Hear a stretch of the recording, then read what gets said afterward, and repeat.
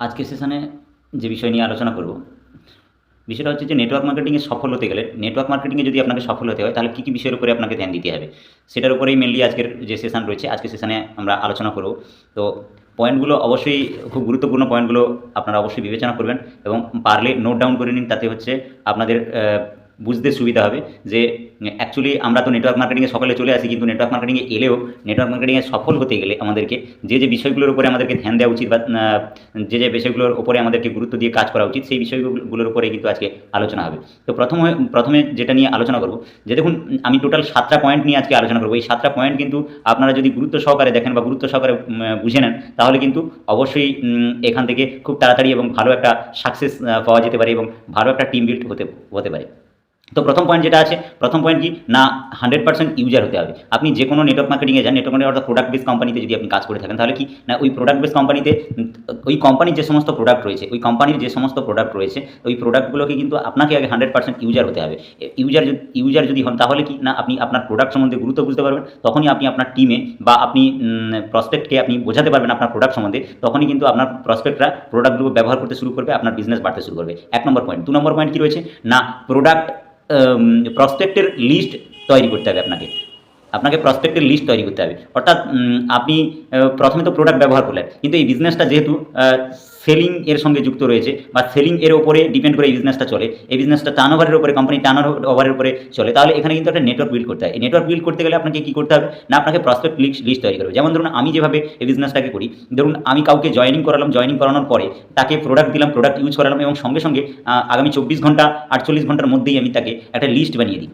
লিস্টে কীরকমভাবে থাকে, একটা বন্ধু, মানে আমি একটা বন্ধুর লিস্ট করলাম, বন্ধুর লিস্ট করে 10 জন 20 জন বন্ধুর লিস্ট করে 2-3 পাতা ছেড়ে দিলাম, দিয়ে আবার আত্মীয়র লিস্ট করলাম, আত্মীয়র লিস্ট 10 জন 20 জন করে 2-3 পাতা ছেড়ে দিলাম। তারপরে কী করলাম না, প্রতিবেশীর লিস্ট করলাম, প্রতিবেশীর লিস্ট 10 জন 20 জন করে 2-3 পাতা ছেড়ে দিলাম। তারপরে কী করলাম না, আননোন পার্সন, যেটা হচ্ছে আপনার কাছে সব থেকে বড় আননোন পার্সন, কেননা বন্ধু আত্মীয় প্রতিবেশী এটা একটা লিমিটেড থাকে, কিন্তু আননোন পার্সন ভারতবর্ষে যদি এই মুহূর্তে 140 কোটি থাকে, তার মধ্যে হয়তো 1000 আপনার আত্মীয় প্রতিবেশী বন্ধুবান্ধব নিয়ে হতে পারে, কিন্তু বাকি যেটা 139, সেটা হচ্ছে আপনার কিন্তু আননোন পার্সন। এই কারণে আননোন পার্সন প্রচুর আসবে আপনার কাছে, আননোন পার্সনের একটা লিস্ট করতে হবে। এরকমভাবে 4-5টা আপনাকে লিস্ট সাজিয়ে নিতে হবে এবং ওই লিস্টের ওপর থেকে কিন্তু আপনাকে বিজনেসটা করতে হবে। এরপরে 3 নম্বর কী রয়েছে, এরপরে 3 নম্বর রয়েছে যে লিস্ট শুধু বানালে চলবে না।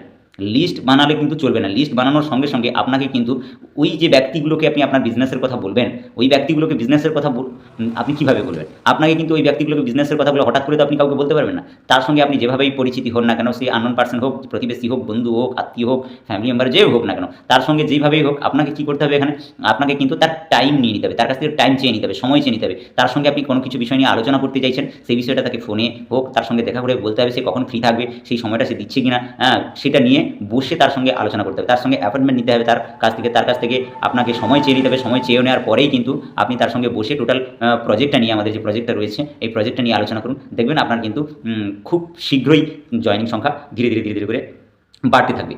এছাড়া 4 নম্বর কী রয়েছে, 4 নম্বর বহুত বড় নেটওয়ার্ক আপনাকে বানাতে হবে। আপনি যে বিজনেসটাতে এসেছেন, আগে সেই বিজনেসটার সম্বন্ধে আপনাকে জানতে হবে। বহুত বড় নেটওয়ার্ক তৈরি করতে গেলে আপনাকে কী করতে হবে, আপনাকে বললাম যে প্রোডাক্ট ইউজ করতে হবে, আপনাকে লিস্ট তৈরি করতে হবে, আপনাকে মানুষের সঙ্গে দেখা করতে হবে, কথা বলতে হবে, আপনার প্রজেক্ট সম্বন্ধে বলতে হবে, এবং সবথেকে বড় জিনিস যেটা হচ্ছে আপনাকে মিটিং, সিটিং, সেমিনার এগুলো অ্যাটেন্ড করতে হবে। আপনাকে নিজেকে খুব সুন্দরভাবে ট্রেন্ড হতে হবে। আপনাকে যেন কোনোভাবেই, আপনি যে ব্যক্তি ডাক্তারের কাছে বসলেন, তার সঙ্গে যেন আপনি তার সমকক্ষ কথা বলতে পারেন, একজন ইঞ্জিনিয়ারের সঙ্গে বসলে তার সঙ্গে সমকক্ষ কথা বলতে পারেন, যার সঙ্গে, একজন উকিলের সঙ্গে বসুন, একজন বিজনেসম্যানের সঙ্গে বসুন, যার সঙ্গেই বসুন না কেন, আপনি যেন তার সঙ্গে কথা বলতে পারেন, তার সঙ্গে যেন পেরে ওঠেন কথায়, সেরকমভাবে আপনাকে কিন্তু তৈরি হতে হবে। যতক্ষণ না আপনি এইভাবে তৈরি হতে পারবেন, ততক্ষণ কিন্তু এই বিজনেসে বড় কিছু করতে পারবেন। এইভাবে তো এই বিজনেস এটাতে তৈরি হতে গেলে আপনাকে কী করতে হবে, আপনাকে মিটিং সেমিনার অবশ্যই, অতি অবশ্যই মিটিং সেমিনার আপনাকে অ্যাটেন্ড করতে হবে। আপনি যদি মিটিং সেমিনার অ্যাটেন্ড না করেন, আপনি যদি বই না পড়েন, আপনি যদি ইউটিউবে বিভিন্ন রকম এডুকেশন সিস্টেম রয়েছে যেখানে নেটওয়ার্ক মার্কেটিং সম্বন্ধে বোঝাচ্ছে, সেই বিষয়ে আপনি যদি না জানেন, তাহলে কিন্তু আপনি মুশকিল পড়ে যাবেন। আপনাকে কিন্তু ট্রেনিং, মিটিং, সেমিনার, আপনাকে পড়াশুনো, এর বিভিন্ন বই সম্বন্ধে পড়াশোনা করতে হবে, তাহলে কিন্তু আপনি এখান থেকে বড় নেটওয়ার্ক তৈরি করতে পারবেন।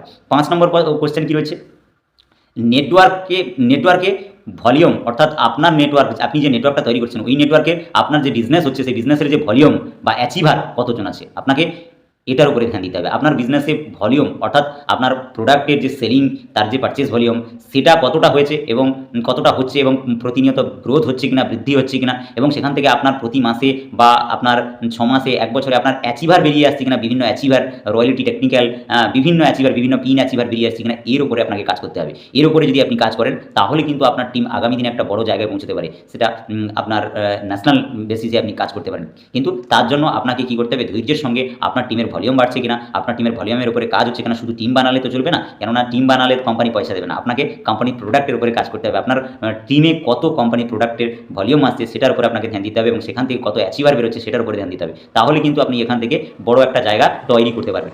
এরপরে কী রয়েছে না, 6 নম্বর পয়েন্ট। 6 নম্বর পয়েন্টে কী রয়েছে?